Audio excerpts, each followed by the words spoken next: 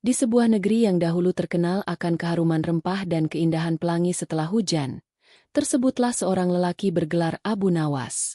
Namanya kerap menjadi buah bibir. Kadang dipuji sebagai si bijak yang gemar menggoda dunia, kadang pula dikecam sebagai si pandir licik yang membuat orang tertawa tanpa sadar telah tertipu. Musim kemarau tengah menari-nari di atas tanah. Rumput menguning seperti senyuman yang pupus harapan. Angin pun hanya berembus malas, seperti enggan menyapa.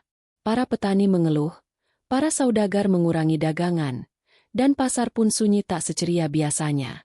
Abu Nawas, yang biasa duduk di bawah pohon beringin dekat masjid, kini melamun panjang sambil menatap langit. Mengapa orang hanya menjual benda yang dapat disentuh?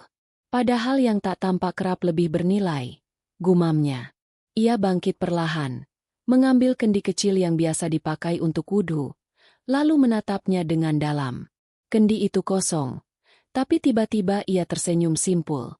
Angin. Ya, angin. Ia ada, tapi tak bisa diraba. Ia ringan, namun bisa menjungkirkan perahu.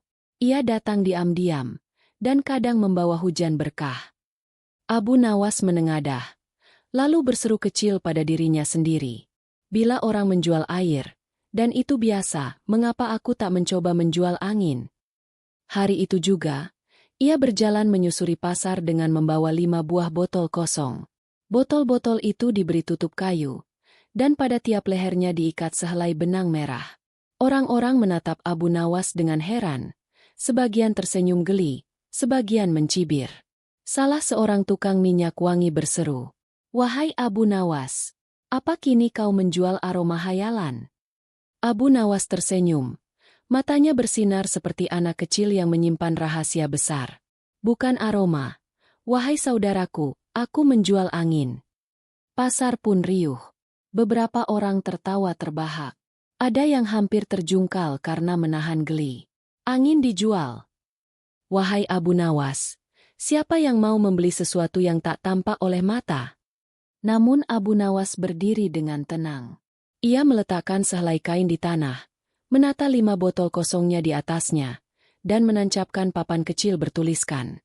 Ia berkata kepada orang-orang yang menyaksikan, "Siapa yang ingin rezekinya terbuka, hatinya lapang, pikirannya jernih, dan hidupnya disegarkan oleh harapan, belilah 1 botol angin dariku. Tak mahal. Cukup 2 keping perak saja." Dan di saat tawa masih berderai, seorang lelaki tua, seorang saudagar sepuh yang dikenal bijak dan kadang gila seperti pujangga, mendekat perlahan.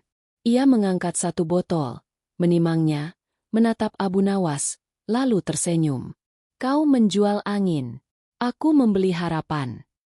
Saudagar itu pun menyerahkan 2 keping perak. "Bungkus. Jangan lupa tiupkan sedikit keberuntungan." Dan semua orang tercengang. Abu Nawas menjual 1 botol angin. Dan yang lebih mengejutkan, itu baru awal dari sebuah keajaiban. Keesokan harinya, pasar kembali hidup. Matahari belum sepenuhnya menggantung tinggi, tapi pembeli dan penjual telah saling bertukar suara. Suara ayam jantan bersahut-sahutan, pedagang kain berseru menawarkan motif, dan tukang roti beradu aroma dengan penjual daging kambing. Namun hari itu, perhatian orang-orang tersedot bukan oleh barang-barang biasa, melainkan oleh sosok berjubah sederhana yang menghamparkan tikar lusuh, dengan botol-botol kosong berjajar rapi di atasnya. Abu Nawas kembali, kali ini membawa 12 botol. Ia berdiri di atas bangku kayu pendek dan mengangkat suaranya. "Wahai saudara-saudaraku, dengarlah pengumuman penting dari hamba yang tak berkasta tapi tak kehabisan akal. Hari ini angin datang dari utara, semilir membawa rezeki dan keberuntungan. Barang siapa hendak membuka pintu rezeki, maka belilah 1 botol angin dari Abu Nawas." Tentu saja, orang-orang kembali tertawa. Ada yang menyindir, ada yang menuding, dan ada pula yang menggeleng iba. "Ia sudah gila," kata seorang pemuda kurus. "Tak lama lagi ia akan menjual cahaya bulan dan bayangan sendiri," sahut yang lain. Namun tak jauh dari kerumunan itu, si saudagar tua, yang kemarin membeli botol angin pertama, berjalan dengan jubah lebih indah dan topi emas kecil di kepalanya. Ia tampak sumringah, seolah dunia sedang berpihak padanya. Saudagar tua itu pun berhenti di hadapan Abu Nawas dan berseru dengan lantang. Aku kemarin membeli 1 botol angin dari lelaki ini. Hari ini, aku menjual karpet tua yang telah bertahun-tahun tak laku dibeli oleh bangsawan dari Yaman, seharga 1.000 dirham. Orang-orang mendadak terdiam. Aku tak tahu apakah angin dalam botol itu yang membawaku keberuntungan, tapi pagi ini aku merasa ringan, semangat, dan berbicara seperti diberi ilham. Yang kulihat hanya angin, tapi yang kudapat, emas. Kerumunan pun mulai berbisik-bisik. Rasa penasaran mulai melingkupi hati. Apakah benar angin bisa membawa keberuntungan? Abu Nawas hanya menunduk rendah dan berkata dengan santun, "Hamba hanya penjual angin. Namun siapa tahu, angin itu membawa harapan yang tertunda." Tiba-tiba, seorang janda parubaya maju ke depan. "Berapa harga 1 botol, Tuan Abu?" "2 keping perak, seperti kemarin." Ia mengeluarkan uang dan mengambil 1 botol. Lalu diikuti oleh seorang pemuda pencari kerja. Lalu anak penjual kurma. Lalu tukang jahit yang belum juga dapat pesanan. Dalam sekejap, 12 botol habis terjual. Abu Nawas tersenyum. Namun bukan karena ia mendapat untung, melainkan karena ia tahu, ia sedang menabur sesuatu yang lebih dari sekadar angin. Malam hari, Abu Nawas duduk di pelataran rumahnya yang mungil. Ia menatap langit yang tak berawan, sambil memegang botol kosong. Angin tak bisa disentuh, tapi bisa terasa. Harapan pun begitu, katanya pada dirinya sendiri. Dan ia mulai menulis sesuatu di gulungan kecil kertas, untuk dimasukkan ke dalam botol keesokan harinya. Isinya bukan jampi-jampi, bukan mantera, tapi kalimat yang mampu menggugah hati. Karena sesungguhnya, ia tak hanya menjual angin, ia menjual keyakinan. Keesokan harinya, suasana di pasar berbeda. Ada semacam getar kegembiraan yang belum sempat dikatakan, tapi terasa di udara. Para pembeli botol angin hari kemarin, satu persatu, datang membawa wajah bersinar. Yang pertama adalah pemuda pencari kerja. Ia datang sambil melambaikan selembar surat. "Wahai semua, aku kemarin membeli botol angin dari Abu Nawas. Lalu malamnya, aku menemukan pengumuman di sudut masjid. Ada pekerjaan di gudang pelabuhan. Aku pun melamar pagi-pagi dan diterima langsung." Ia menunjuk botol kosong yang digantung di pinggangnya. "Isi botol ini hanya angin, tapi angin itu meniup kemalasanku pergi." Orang-orang bersorak kecil. Beberapa saling pandang dengan tatapan antara kagum dan bingung. Kemudian datang pula si janda paruh baya. "Aku semalam membuka botol angin itu, dan menemukan gulungan kertas bertuliskan, 'Jika engkau merasa kecil, berdirilah di tempat yang tinggi, maka bayanganmu akan panjang.'" Lalu aku bangkit, membawa dagangan keripik pisangku yang lama tersimpan ke pesta pernikahan anak lurah. Dan habis dalam sekejap. Sehari, 2 hari, dan kini memasuki hari ketiga. Berita tentang angin pembawa rezeki menyebar bagai badai kecil. Botol-botol Abu Nawas menjadi bahan buruan. Bahkan ada yang iseng menjual botol bekas Abu Nawas dengan harga lebih mahal, hanya karena sudah pernah dipegang si penjual harapan. Abu Nawas tak lantas menaikkan harga. Ia tetap menjualnya dengan 2 keping perak. Ia tetap menyisipkan gulungan kecil di dalamnya. Tapi kini ia menulis lebih banyak. "Jika pintu tertutup, jangan berdiri di depan pintu. Carilah jendela." Rezeki bukan hanya uang, kadang datang dalam bentuk semangat. Siapa yang meniupkan semangat ke orang lain, akan mendengar suaranya kembali ke hatinya sendiri. Imam masjid setempat, seorang lelaki tua berhati bijak, mendekati Abu Nawas pada suatu sore. "Wahai Abu Nawas, apa sebenarnya yang kau lakukan?" Abu Nawas menjawab sambil tersenyum. "Hamba hanya meniupkan angin ke dalam botol, lalu mengirimkan harapan. Selebihnya, yang bekerja adalah hati orang yang membukanya." "Tapi bukankah ini bisa menjadi tipu daya?" Abu Nawas memandangi botol di tangannya, lalu menjawab, Jika tipu daya ini membuat orang menjadi rajin, jujur, dan bersemangat, maka biarlah hamba dituduh menipu demi kebaikan. Sang imam tertawa pelan. Lalu, apakah kau punya 1 botol lagi untuk hamba? Namun angin tak hanya bertiup di pasar dan lorong desa. Ia juga menyusup ke jendela istana. Sang Baginda Raja mulai mendengar cerita rakyatnya yang kini percaya pada botol angin. Para menteri pun gelisah. Paduka, rakyat kini lebih percaya botol kosong daripada pajak negara. Mereka mendengar nasihat dari Abu Nawas, bukan dari kami. Maka raja pun berdiri, menggenggam tongkatnya dengan mata menyipit. Panggil Abu Nawas ke istana. Hari ini juga. Di dalam istana yang megah berlampu gantung dari kaca Persia, sang Baginda Raja duduk termenung. Tangannya memutar-mutar cincin giok. Matanya tajam seperti elang yang sedang menunggu mangsa. Di sekelilingnya, para menteri berdiri dalam gugup, takut angin yang bertiup dari luar menjadikan mereka sasaran murka sang raja. Benarkah yang kudengar? Tanya Baginda. Rakyatku membeli angin dari Abu Nawas dan menganggapnya lebih berharga dari fatwa kerajaan. Menteri Keuangan mengangguk pelan. Ampun tuanku, rakyat bahkan menyebut botol Abu Nawas itu membawa rezeki, menyembuhkan putus asa, dan menumbuhkan semangat. Paduka belum pernah berhasil menumbuhkan semangat, kecuali rasa takut. Raja mendengus. Matanya menyipit. Bibirnya bergerak pelan. Kalau begitu, bawa si Abu itu ke hadapan beta. Biar kutanya langsung, apakah ia menjual angin atau menjual kedunguan?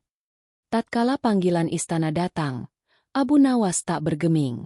Ia berdiri dari tikarnya, menepuk-nepuk jubahnya yang sederhana, lalu mengambil 1 botol angin dan menyelipkannya ke dalam saku. Di gerbang istana, para penjaga menatapnya heran. Apakah ini penyihir? Tabib? Tukang sulap? Gumam seorang prajurit. Tidak, jawab satunya. Ini Abu Nawas. Kalau ia berbicara, bahkan keledai bisa merasa terhormat. Abu Nawas dibawa menghadap raja. Ruangan megah itu senyap ketika langkahnya memasuki aula. Raja memandangnya dari atas singgasana, laksana petir yang tertahan di awan. Wahai Abu Nawas! Raja berseru, kau jual apa kepada rakyatku? Angin, Paduka, jawab Abu Nawas tenang. Namun bukan angin kosong. Hamba jual semangat yang terkurung, harapan yang lupa jalan pulang, dan pikiran yang selama ini digembok oleh kemalasan. Raja menegakkan tubuhnya. Jadi, kau mengaku memperdaya mereka dengan botol kosong berisi omong kosong? Tidak, tuanku, ujar Abu Nawas sambil mengeluarkan 1 botol dari sakunya. Botol ini berisi sesuatu yang tak bisa dicuri, tak bisa ditawar, dan tak bisa disimpan, kecuali oleh orang yang sungguh ingin berubah. Dan apakah isinya? Angin, Paduka. Tapi bukan sembarang angin. Ia adalah angin yang membawa pesan. Raja merengut. Apakah itu tipu daya atau filsafat murahan? Paduka, ujar Abu Nawas sambil tersenyum tipis. Rakyat yang putus harapan lebih mudah ditipu oleh janji kosong. Maka hamba menyelipkan kalimat penuh harapan di dalam botol. Dan ajaibnya, mereka lebih percaya kata-kata jujur dalam botol, daripada kata-kata manis dari singgasana. Semua yang hadir terdiam. Tak ada yang berani bernapas terlalu keras. Abu Nawas berdiri seperti penyair yang tak takut dicambuk. Raja memandangi botol di tangannya. Ia membuka tutupnya, dan keluarlah sehelai gulungan kertas kecil.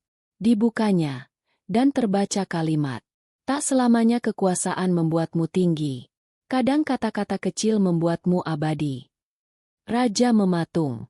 Sebuah kalimat yang terasa seperti tamparan halus di balik sutra. Ia menatap Abu Nawas, kali ini bukan dengan kemarahan, melainkan dengan rasa ingin tahu yang lebih dalam. Besok, datanglah lagi ke istana. Bawa seluruh botol anginmu. Keesokan harinya, aula istana disulap menjadi balairung pengadilan. Tiang-tiangnya dihias kain merah, dan kursi penonton dipenuhi oleh para bangsawan, cendekiawan, ulama, dan beberapa rakyat biasa yang dipilih hadir sebagai saksi. Di tengah ruangan, Terdapat satu bangku kayu menghadap singgasana. Di sanalah Abu Nawas duduk. Ia tak diborgol, tak pula diikat. Hanya duduk tenang, sambil memegang sebotol angin di tangannya. Raja duduk tegap. Di sebelahnya berdiri Wazir Agung, lelaki berjanggut tebal yang terkenal kaku dan mudah terbakar amarahnya oleh kelicikan. "Wahai para hadirin," seru sang wazir. "Hari ini kita mengadili seorang rakyat biasa yang telah membuat negeri ini geger dengan perbuatannya.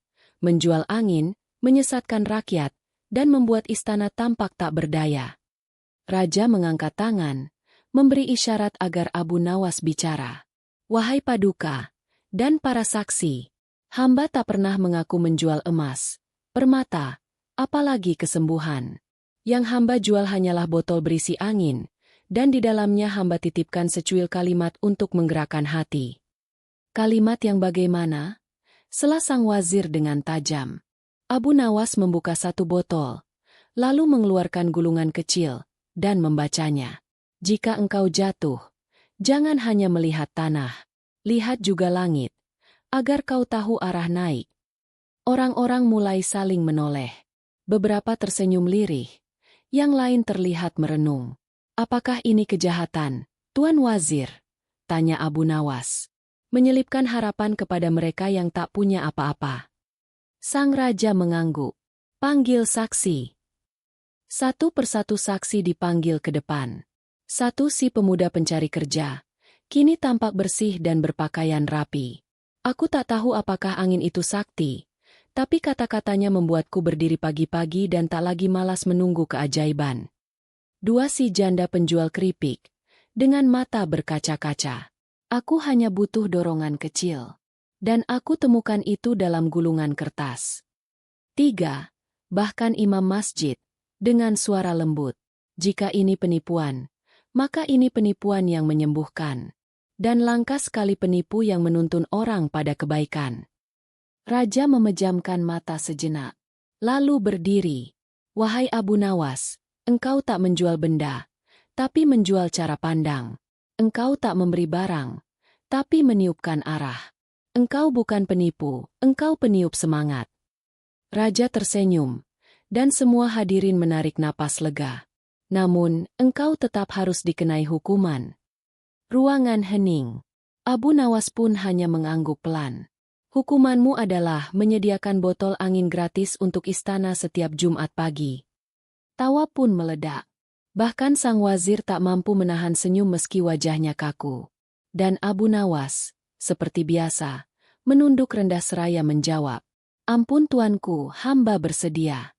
Tapi harap maklum, angin tidak bisa dimasukkan dalam pajak kerajaan." Bulan menggantung seperti lentera tua yang belum padam. Di sudut rumahnya yang sederhana, Abu Nawas duduk bersila di hadapan meja kecil dari kayu cendana. Di hadapannya berjajar belasan botol bersih, dan seikat kertas kosong berukuran mungil. Ia tak sedang membuat sihir, tak pula meracik ramuan. Yang dilakukannya malam itu adalah menuliskan harapan. Dengan pena dari bulu merak, ia mencelupkan ke dalam tinta dan mulai menulis. "Yang menertawakanmu hari ini, bisa jadi akan bertanya resep tabahmu esok hari." Lalu ia menggulung kertas kecil itu, meniupkan nafas lembut, dan memasukkannya ke dalam botol. Beberapa hari setelah sidang istana, seorang anak muda yang penasaran menyelinap ke rumah Abu Nawas. Namanya Yunus, mantan pembeli botol angin yang kini menjadi pengikut setia sang pujangga. "Guru Abu, mengapa kau repot-repot menulis kata-kata bijak dan menyebutnya sebagai angin?" Abu Nawas tersenyum. Matanya tak lepas dari botol di tangannya. "Karena kata-kata tak punya bentuk. Tapi bila kau bungkus dalam botol, orang akan percaya bahwa ia bisa disentuh." "Tapi bukankah itu tetap bohong?" "Tidak, Yunus. Karena yang kutawarkan bukan janji, bukan kesembuhan, bukan keberuntungan. Yang kutawarkan adalah cara pandang yang baru. Dan manusia hanya berubah bila hatinya disentuh." Yunus melihat ada botol yang tak hanya berisi satu kertas, tetapi dua. Ada yang bertuliskan, "Rezeki yang kau cari di luar, kadang menunggumu di dalam kesabaran." Ada pula, "Engkau bukan gagal, Engkau hanya sedang diuji apakah tetap berdiri. Apakah kau memilihkan tulisan-tulisan itu sesuai orangnya? Tanya Yunus. Kadang iya. Bila aku tahu wajahnya. Bila tidak, aku serahkan pada angin untuk memilih botol yang tepat. Yunus tercengang. Baginya, Abu Nawas bukan lagi sekadar tukang tipu atau pelawak desa. Ia seperti penyair langit yang turun ke bumi untuk membagikan angin dengan rasa manusiawi. Abu Nawas lalu mengambil satu botol kecil yang bentuknya sedikit berbeda, lebih tua, berwarna kehijauan. Yunus bertanya, "Itu untuk siapa?" "Untuk diriku sendiri." Ia membukanya pelan, dan membaca tulisan yang telah lama ia selipkan. "Saat semua orang kau beri semangat, jangan lupa, hatimu juga perlu disapa." Yunus terdiam. Esok harinya, botol-botol itu kembali dibawa ke pasar. Kali ini, tak ada harga. Abu Nawas menaruh tulisan. "Ambillah satu, bila kau sedang kehilangan arah. Bayarlah dengan senyuman atau ucapan syukur." Dan sekali lagi, orang-orang berkumpul. Tapi tak lagi dengan tawa mencibir. Melainkan dengan hati yang penasaran, mata yang teduh, dan langkah yang penuh harapan. Pagi itu di istana, sang raja duduk di balkon atas, ditemani secangkir kahwa hangat dan satu botol angin yang diletakkan di sisinya. Ia memandang botol itu lama sekali, seolah sedang berbicara dengannya. Botol ini lebih banyak membuat rakyat datang ke pasar daripada pengumuman kerajaan. Gumam Baginda sambil tersenyum miring. Ia pun membuka tutup botol itu perlahan. Di dalamnya, sehelai kertas kecil tergulung rapi. Dibukanya dengan hati-hati, dan terbaca kalimat, "Pemimpin yang besar tak ditakuti karena pedangnya, tapi dihormati karena telinganya." Raja membacanya berulang kali, lalu mendesah, "Ah, Abu Nawas, anginmu lebih tajam dari nasihat para penasihat istana." Beberapa hari setelah sidang istana, seorang anak muda yang penasaran menyelinap ke rumah Abu Nawas. Namanya Yunus, mantan pembeli botol angin yang kini menjadi pengikut setia sang pujangga. "Guru Abu, mengapa kau repot-repot menulis kata-kata bijak dan menyebutnya sebagai angin?" Abu Nawas tersenyum. Matanya tak lepas dari botol di tangannya. "Karena kata-kata tak punya bentuk. Tapi bila kau bungkus dalam botol, orang akan percaya bahwa ia bisa disentuh." "Tapi bukankah itu tetap bohong?" "Tidak, Yunus. Karena yang kutawarkan bukan janji, bukan kesembuhan, bukan keberuntungan. Yang kutawarkan adalah cara pandang yang baru. Dan manusia hanya berubah bila hatinya disentuh." Yunus melihat ada botol yang tak hanya berisi satu kertas, tetapi dua. Ada yang bertuliskan, "Rezeki yang kau cari di luar, kadang menunggumu di dalam kesabaran." Ada pula, "Engkau bukan gagal. Engkau hanya sedang diuji apakah tetap berdiri." "Apakah kau memilihkan tulisan-tulisan itu sesuai orangnya?" tanya Yunus. "Kadang iya. Bila aku tahu wajahnya.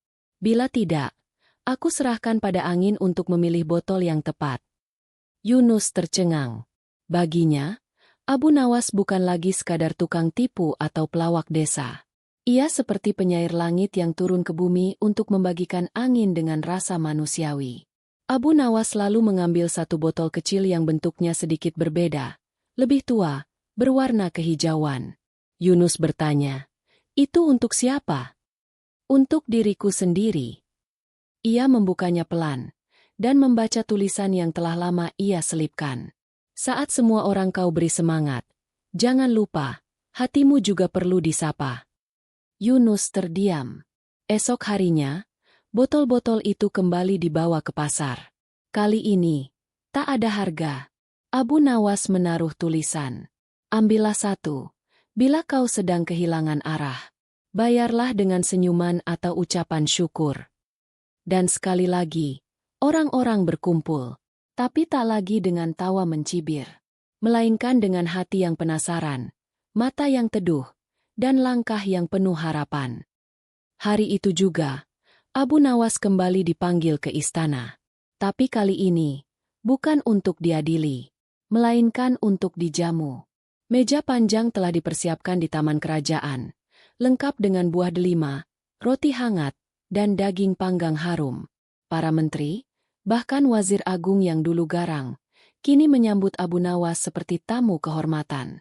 Raja pun berkata, "Wahai Abu Nawas, engkau telah menjual angin, dan membuat rakyatku merasa hidup kembali. Engkau menyentuh hati mereka, bukan dengan emas, tapi dengan kata-kata. Maka hari ini, beta hendak memberi sesuatu kepadamu." Sang raja memanggil pengawal istana yang membawa sebuah peti kecil dari kayu jati. Saat dibuka, semua orang menahan napas. Isinya adalah sebuah botol dari emas, bersinar di bawah cahaya pagi. Di dalamnya, tidak ada kertas. Hanya satu helai bulu putih kecil yang lembut, melambai-lambai dihembus angin. Ini adalah angin kerajaan. Bukan untuk dijual, bukan untuk disimpan, melainkan sebagai pengingat bahwa terkadang, anginlah yang paling dibutuhkan untuk menyadarkan manusia bahwa ia masih hidup. Abu Nawas menerima hadiah itu dengan kedua tangan, menunduk hormat. "Paduka, hamba tak pernah berharap dibayar oleh emas. Tapi bila angin ini datang dari hati Paduka, maka biarlah ia bersemayam di sudut rumah hamba, agar hamba tak lupa bahwa kebijaksanaan bisa datang dari siapa saja, termasuk dari raja." Saat semua selesai, sang raja bertanya ringan, "Wahai Abu Nawas, terakhir, adakah botol angin yang belum kau jual?" Abu Nawas tersenyum lebar, matanya menyipit jenaka. "Ada, tuanku. Satu botol terakhir. Untuk siapapun yang merasa dirinya sudah terlalu bijak hingga tak butuh nasihat." Raja tertawa terbahak, dan semua yang hadir pun turut tertawa. Karena mereka tahu, tak ada yang lebih berbahaya dari merasa tak perlu belajar lagi. Sejak hari itu, di pojok-pojok kota, sering ditemukan botol-botol kecil tergantung di pohon, digantung di warung, atau dibawa anak-anak ke sekolah. Bukan karena berisi angin, tapi karena berisi semangat. Karena Abu Nawas telah mengajarkan bahwa yang tak terlihat belum tentu tak berharga, dan yang sederhana bisa jadi yang paling menggugah. Dan di suatu malam, di rumah kayunya yang hangat, Abu Nawas menatap bintang sambil berkata, "Angin tak punya alamat, tapi ia selalu tahu kemana harus berhembus."